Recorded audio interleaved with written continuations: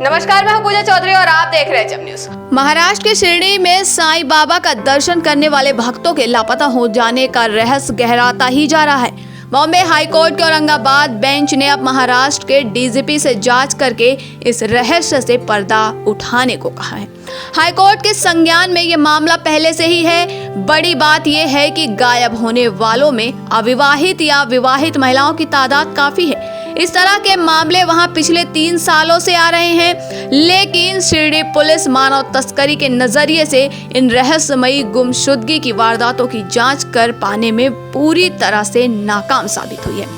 एक ऐसे ही मामले में पुलिस जांच पर असंतोष जाहिर करते हुए अदालत में प्रदेश के डीजीपी से इन मामलों की मानव तस्करी या अंग तस्करी रैकेट के नजरिए से जांच करने को कहा है। आपको बता दें कि शिरडी पुलिस ने बॉम्बे हाईकोर्ट के औरंगाबाद बेंच में जो आंकड़े दिए हैं उसके मुताबिक 2017 से अक्टूबर 2020 के बीच शिरडी से 279 लोगों के लापता होने की रिपोर्ट दर्ज कराई गई है।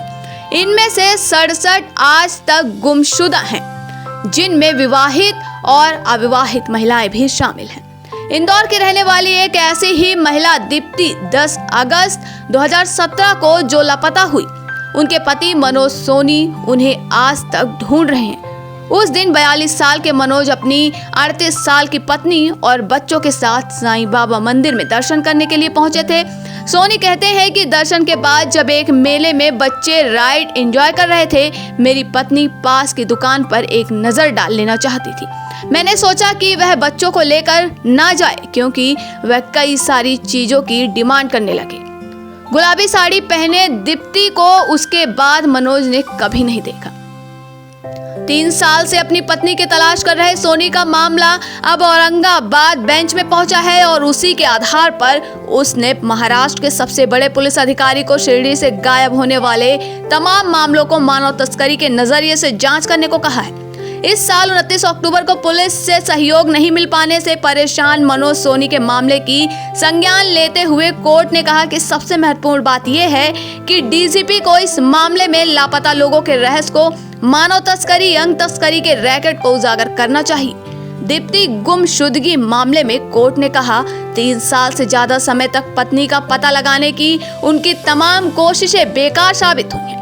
वह इंदौर के निवासी है और दूरी के बावजूद वह आज भी अपनी पत्नी को खोजने की कोशिश कर रहे हैं। इसके साथ ही आपको बता दें कि अदालत की इन टिप्पणियों पर एक वरिष्ठ पुलिस अधिकारी ने कहा कि इस मामले में हर एंगल से जांच की जा रही है। अदालत को शिरडी से गायब हुए लोगों का पता लगाने के मामले में हुई प्रगति से अवगत कराया जाएगा। यह कोई पहला मामला नहीं है। 22 नवंबर 2019 को भी एक साल में शिरडी से 88 लोगों की गुमशुदगी का मामला सामने आया था।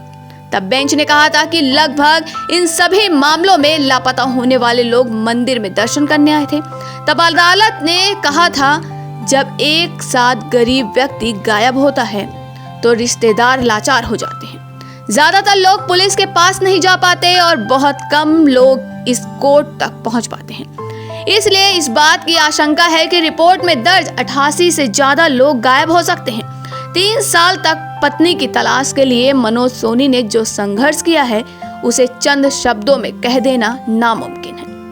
इन 3 वर्षों में वह अनजान शख्स के कहने पर कि शायद उसने उनकी पत्नी को रेलवे स्टेशन पर देखा है, पुणे गए। पुलिस की मदद से सीसीटीवी में छानबीन की रेड लाइट एरिया में भी पता लगाया। 2 बार एक तांत्रिक के कहने पर मुंबई के पास कल्याण गए और यहाँ तक कि लोगों को अगवा करने वाले कोपर गांव के एक गैंग के बारे में शिरडी पुलिस को भी अलर्ट किया, लेकिन हर बार निराशा ही हाथ लगी। सोनी का 10 साल का एक बेटा और 8 साल की एक बेटी है और 85 साल की बुजुर्ग माँ है। पत्नी की तलाश में लगे रहने के चलते उनके पास कोई स्थायी जॉब नहीं है। उनकी कमाई लगभग खत्म हो चुकी है, लेकिन मन में एक ही सवाल है कि दीप्ति को तलाशना आखिर कैसे छोड़ दे। शिरडी से मेरी वाइफ जो शिरडी का प्रसाद लाई है उसके सामने से कहीं मिसिंग है, वो अभी तक आज दिनांक तक नहीं मिली है। उसकी जल्द से जल्द जांच हो ताकि मेरी पत्नी मिले और जो दूसरे परिवार के परिजन मिसिंग है शिरडी से वो भी मिले। उनकी मिसेस शिरडी से गुमशुदा हुई थी और शिरडी में गुमशुदा होने के बाद यहाँ पे पूरा इन्वेस्टिगेशन हुआ, उसके बारे में पूछताछ हुई, हमारे जो हेड कांस्टेबल थे उनसे पूछताछ हुई। इन मामलों की गंभीरता जाहिर करते हुए अदालत ने 1 साल पहले ये भी कहा था कि कुछ मामलों में गायब होने वाले लोगों का पता भले ही चल भी गया हो, लेकिन ज्यादातर मामलों में जिनमें अधिकतर महिलाएं ही हैं, उनका कुछ भी पता नहीं चल पाया है। तो ये थे आज की हमारी खास खबर। इसी प्रकार की खबरों में बने रहने के लिए देखते रहिए HM न्यूज। अगर आपको हमारी खबर अच्छी लगी हो तो हमारे चैनल को लाइक करें, सब्सक्राइब करें और शेयर करना बिल्कुल न भूलें।